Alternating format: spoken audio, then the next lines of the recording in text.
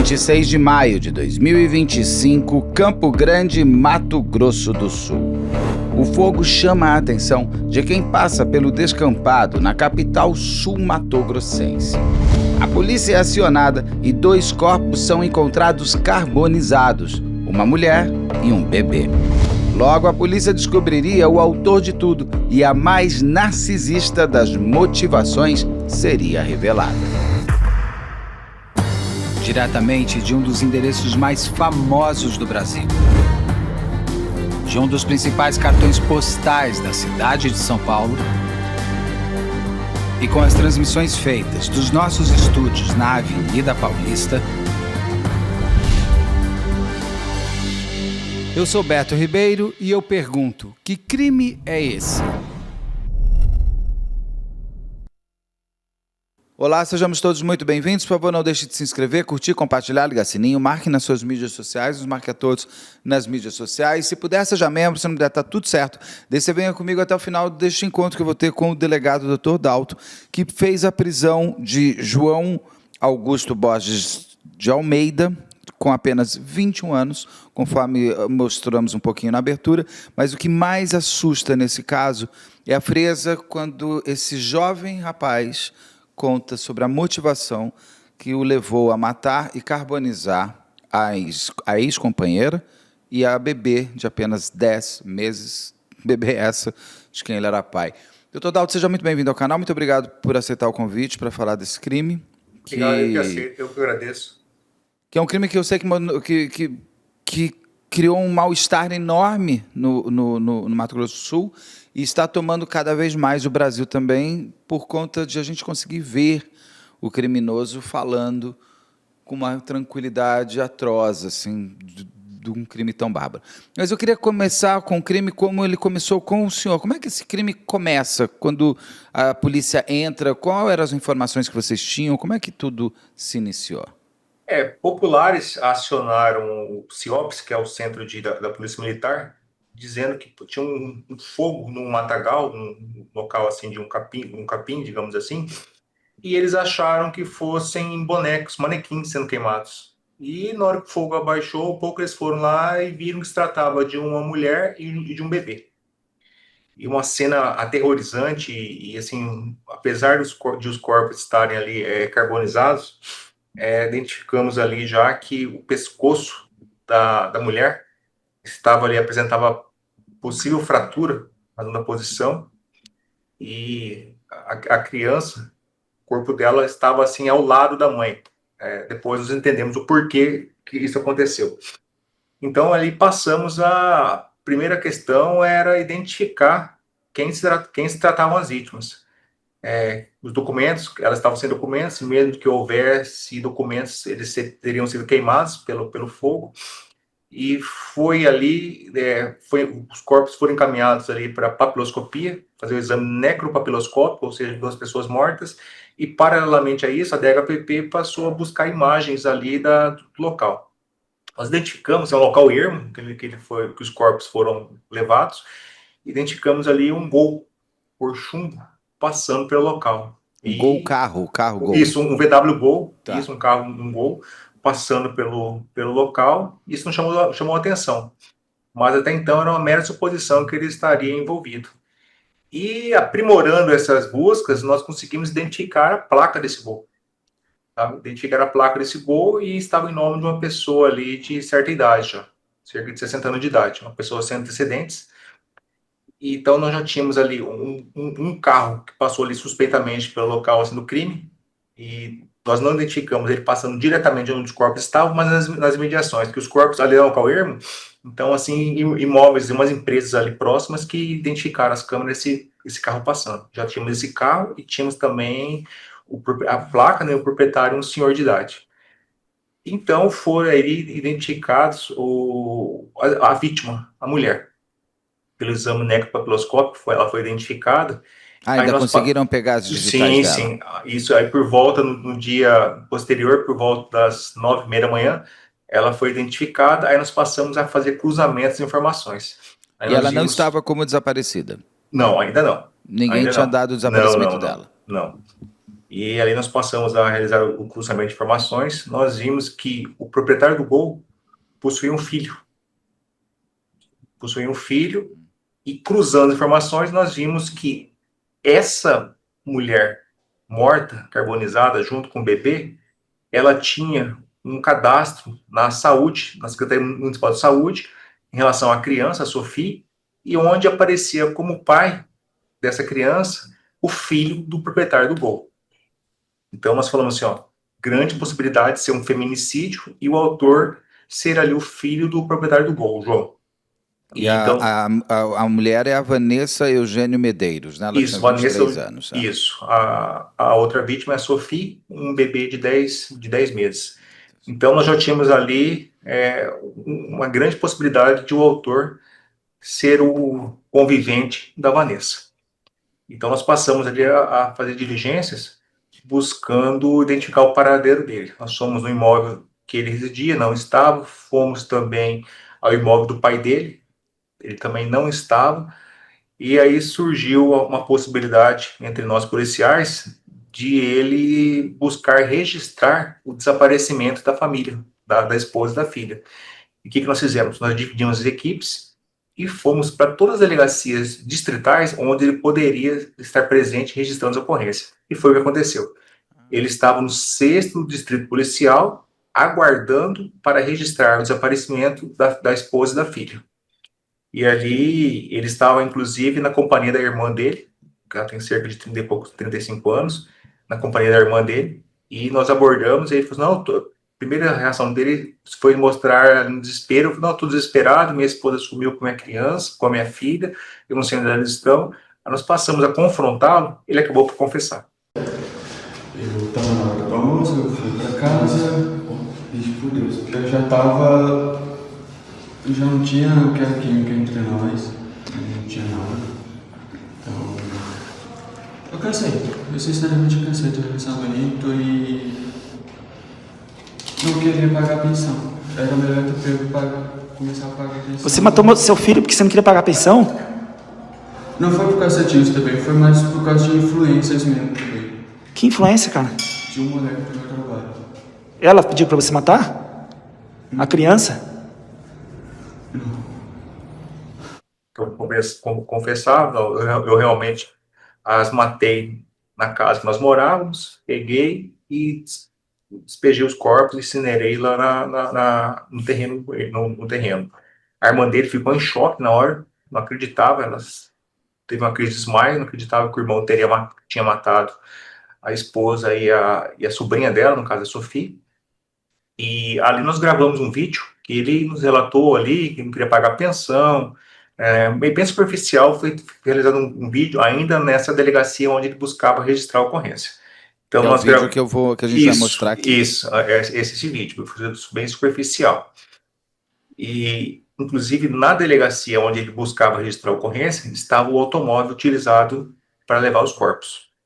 E nesse automóvel, nós historiamos, havia ali a cadeirinha do bebê, uma cena muito triste, chocante, as roupas, sapatinhos da Sophie, e também havia um galão de combustível.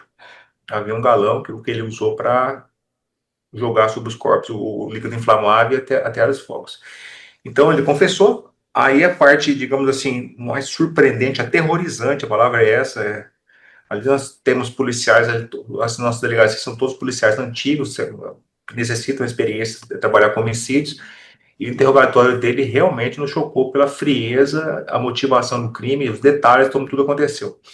Ele nos relatou que a Vanessa queria se separar dele há um certo tempo, e ele não queria se separar, ele não aceitava porque ele tinha medo de não conseguir arcar com os custos de pagar a pensão para a filha e se sustentar.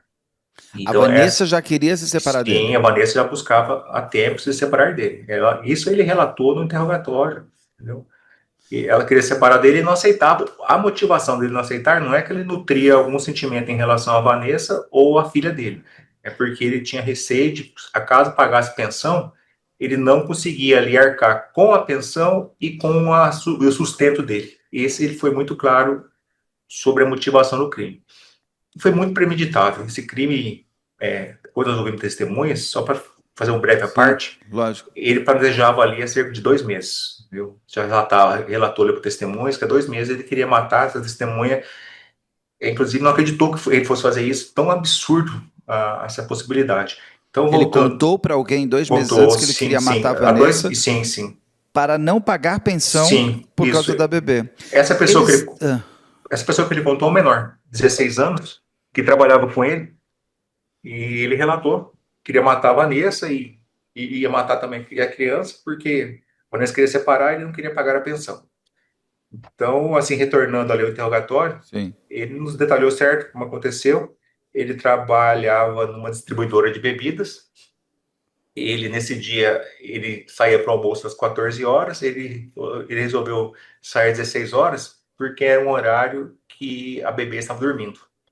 E ele achou assim que seria menos, entre aspas, traumático para ele matar a bebê dormindo. Mas ele chegou em casa, a Vanessa estava com o bebê ao colo.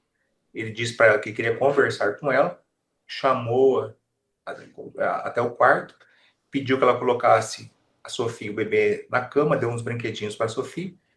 Em certo momento, ele se aproveitando que a Vanessa ficou de costas, ele aplicou um mata-leão nela. Ele aplicou um mata-leão e, ao mesmo tempo, imobilizou ali as pernas dela. Ele participou do alistamento obrigatório do Exército. Ele, segundo nos diz, que teve aulas de artes marciais, e ali ele mobilizou a Vanessa, aplicou o mata-leão e imobilizou a perna dela. E até que a matasse, na verdade, até que quebrasse o pescoço dela. Em seguida, o bebê na cama, ele pegou e esganou E o bebê a do filha lado, o dele, bebê vendo tudo isso. vendo tudo. Inclusive, ele relatou que o bebê estava com os brinquedinhos ali, se entretendo com os brinquedos, e após matar a esposa, ele pegou e esganou a filha dele. Ele pegou, aí matou as duas, e assim, depois nos apuramos que a Vanessa tentou se defender. Inclusive, a Vanessa mordeu o dedo dele. Eu acho que quando ela aplicou o golpe, ela mordeu o dedo dele e conseguiu arranhá-lo na face. Ele apresentava uma leve escoriação na face. A tentativa da Vanessa de se desvencilhar. Então, ele voltou para o trabalho normalmente, ficou no trabalho até cerca de Deixou 20 os horas, corpos ali. deixou os corpos em casa, foi trabalhar, e por volta das 20 horas, 17, 19 horas, quando acabou o turno dele, os colegas do trabalho disseram que ele trabalhou normalmente, como se nada, não se apresentava nervoso, aflito. Ele trabalhou normalmente, e por volta das 19 horas, 19h30, ele saiu do trabalho, passou num posto, comprou um galão, comprou o combustível e voltou para casa. Ao chegar em casa, ele nos relatou que já ali pegou os corpos, enrolou-os em cobertores, porque ele sabia que assim a chama se propagaria mais fácil, enrolou os corpos em cobertores e o jogou no porta-malas do Gol. E foi até esse local ali, chamado Indu Brasil, é um centro industrial de Campo Grande, ermo, e ali ele pegou, relatou com detalhes, jogou a Vanessa no mato, no matagal, em seguida colocou o corpo sobre o corpo da Vanessa, da bebê, e até o fogo. Ele até o fogo. Ele pôs a bebê aqui em cima Pôs mãe. isso, no peito da mãe. Entendeu? Aí você relatou, pôs o peito da mãe. Voltou para casa, dormiu normalmente. Isso ele. Porque nós questionamos, eu questionei várias vezes se ele estava arrependido. Ele falou que não estava. Falou que dormiu, não só dormiu normalmente, que ele dormiu melhor do que sempre ocorre, porque ele tinha se livrado do problema. Isso ele relatou para nós no interrogatório. Ele havia se livrado de um problema. Então ele voltou ali, dormiu, e outro dia ele teve ali, o que ele tramou ali? Eu vou pegar, isso ele nos disse, registrar a ocorrência da Vanessa, vai demorar uns dias ali para que descubram que ela foi morta, e ali eu não vou ser suspeito, porque até então ele ia registrar como se ela tivesse saído com umas amigas e não retornado mais. Mas ali fomos exitosos ali em realizar esse cruzamento de informações e, por fim, efetuar a prisão dele. Ou seja, ele foi arrogante de achar que ele ainda passaria ileso por tudo, ainda seria um homem abandonado pela... Eles moravam juntos? Moravam juntos cerca de 2 anos. E ele tinha boletins de ocorrência contra ele por violência doméstica, alguma coisa assim? E tem um histórico dele como um homem violento? Não tem histórico, não tem histórico. mas era um casamento conflituoso em razão de a Vanessa querer separar e ele não aceitar.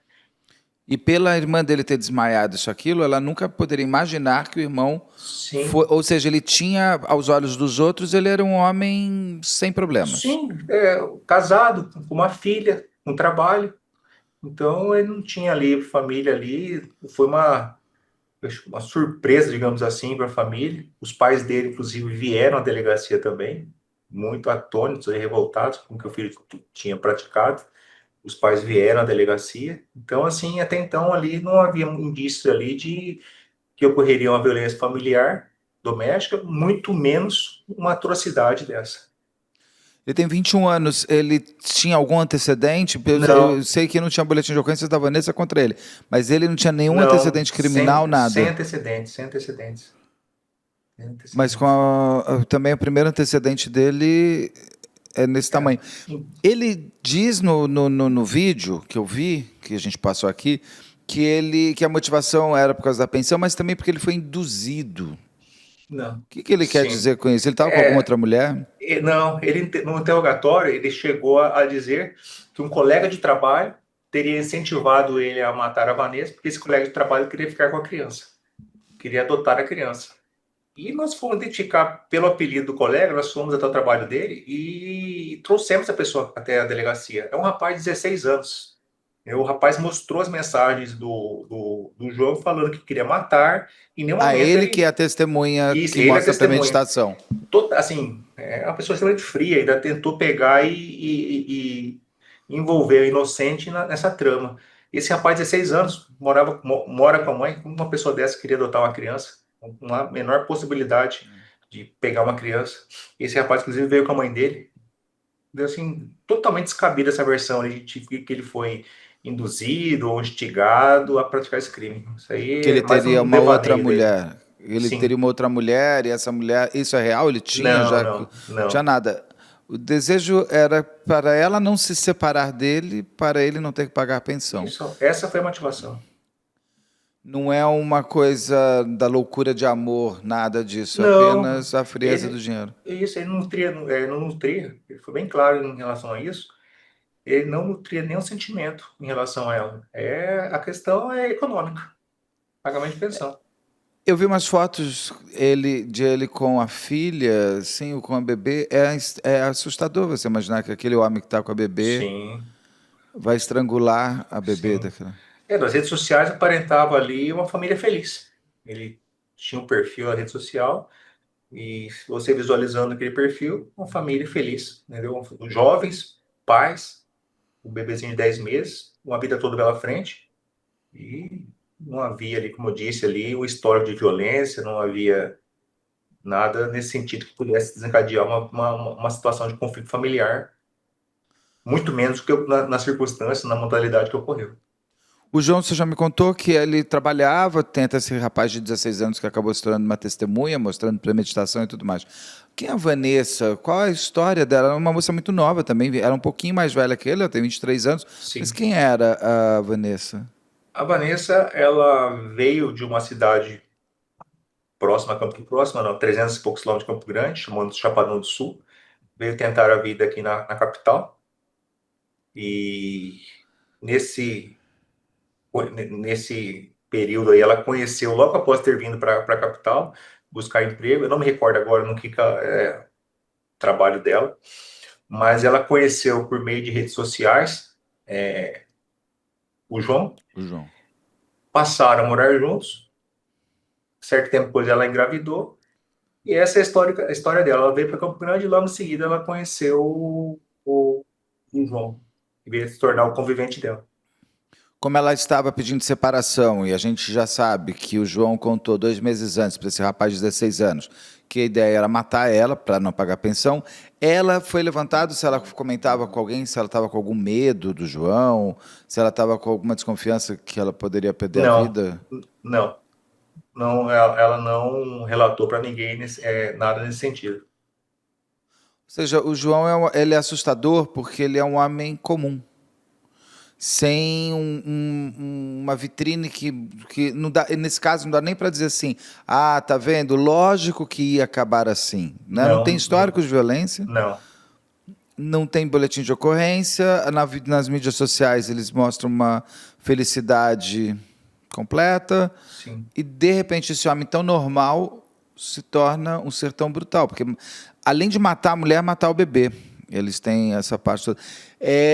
Não teve nenhuma outra ferramenta de faca, nada, ele apenas mata, que segundo a doutora Rosângela Monteiro é uma das mais difíceis de se fazer até o fim, que é a Sim. esganadura e o mata-leão, né? Sim, com certeza.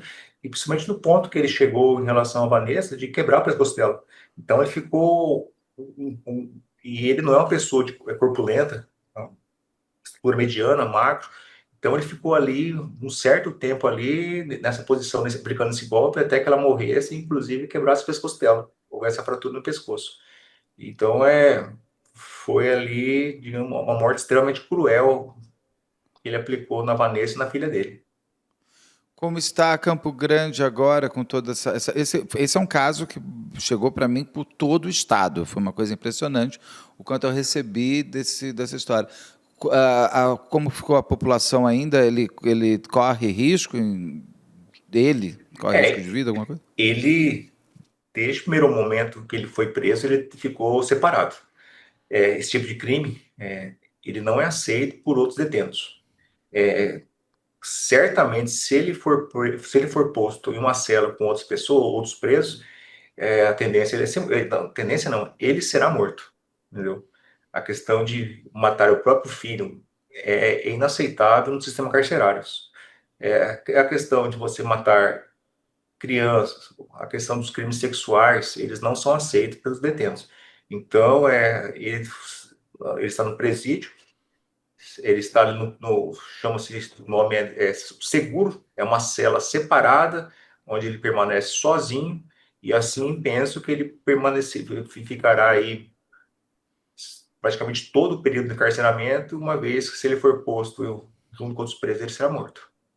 Eu acho interessante porque dentro do crime existem Há regras, regras, existem leis. sim, E sim. quem aplica essa lei, essa regra, também tem um histórico muito bom, Sim. né? Eu matei 12, mas eu matei 12 homens. Isso. Não matei um bebê. Então eu sou menos terrível que você.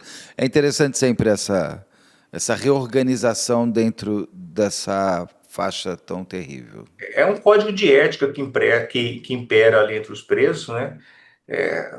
Como você disse, homicídios, latrocínios são aceitos. Agora, crimes sexuais e contra crianças, idosos também, dependendo do contexto contra idosos, mas crimes sexuais praticados com crianças não são aceitos, entendeu? Tanto é que ele, desde o primeiro momento, aqui na delegacia da DHPP, ele foi posto de forma separada e ao ir para o presídio também separado, porque nós sabemos, assim, na experiência policial, que do contrário ele vai ser morto.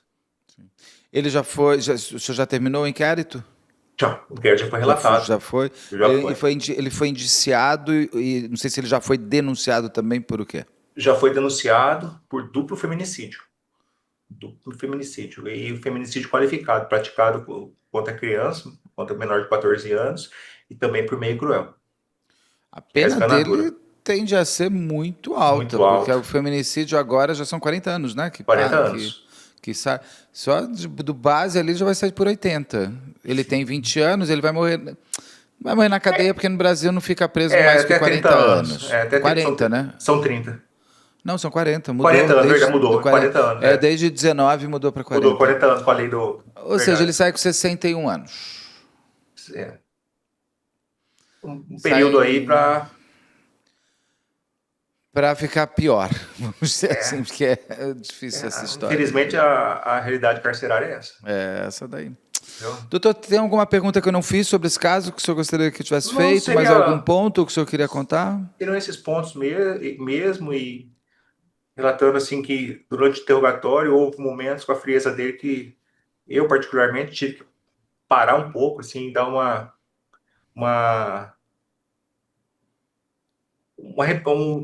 me aliviar, entendeu? Porque somos pais, mesmo que não fôssemos crime praticado com uma criança, contra uma mulher, tamanha crueldade, esganadura. Então, é um crime que causa espanto e, mesmo para policiais aí antigos, causa um mal-estar, sabe? Eu sempre digo que o crime, até dentro da própria dinâmica, ele vai o tiro, ele é mais decisivo, né? E é Sim. mais, eu tô aqui, ele tá ali, eu quero uma distância. Aí a faca, eu tenho um ódio tão grande que eu quero. Agora, a esganadura é você tirar a vida com a mão, né? É você Sim. ficar olhando para a pessoa, é você ficar um corpo se debatendo durante minutos e você tendo a certeza que você quer aquilo. É terrível. E ainda Sim. mais sua filha, Tua bebê. filha, um bebê de 10 meses, Ele é assustador. Esse é um homem assustador. Uma vez o vídeo que tem, ele deixa todo mundo perplexo, com uma tranquilidade que ele conta. tranquilidade, frieza. A família dele é uma outra vítima, né, também. Sim, também, entendeu? Assim como pais, que nós vimos a reação da irmã dele, e os pais vieram à delegacia para se inteirar, assim, logo depois da prisão dele, atônitos, assim, não estavam acreditando que ele seria capaz de fazer, que ele teria sido capaz de fazer isso, mas viram ali das circunstâncias que aí restou o desespero para eles. Por um lado, a questão de um filho ter feito isso, por outro, da perda de uma neta, de uma nora também, é uma situação desestruturante. E a família de um criminoso, ela entra no mesmo bote, né? Sem Sim. querer. É a mãe e o pai daquele desgraçado. É a pessoa, Sim. a mãe e o pai passam a ser culpados de um assassinato. Sim, Isso você percebe bastante. começam a apontar com certeza a sociedade, a vizinhança, os amigos. Olha, ele virou isso porque a família falhou. Eles não deram a educação adequada. E acabam sendo vítimas também, entendeu? Grande parte dos crimes, há alguns crimes que infelizmente nós nos deparamos que a família participa, realmente, assim, é todo um contexto familiar criminoso, mas nesse caso, é a família mais uma vítima, a família do João. Esse caso ele mostra o seguinte, que um feminicídio ele não tem obrigatoriamente passado, Não, e ele não tem cara, ele não tem foto, ele não tem texto, ele não tem um boletim de ocorrência obrigatório. Ele pode acontecer dessa maneira. sim, a motivação, acaso que é ciúme, possessividade, e essa motivação aí, um pouco diferente, digamos assim, é financeira, exclusivamente para não pagar a pensão. Meu Deus do céu. Doutor, muito obrigado. Se eu tiver Disponha. outros casos, o canal está aberto aqui para o senhor Certo. contar. É só a gente combinar. Eu gosto muito de mostrar essas outras polícias eficientes pelos outros estados do Brasil também. Eu acho muito bom, porque o Brasil ele é grande e a gente tem uma polícia muito qualificada, muito, muito interessante nessa parte técnica do DHPP, dos lugares de homicídios.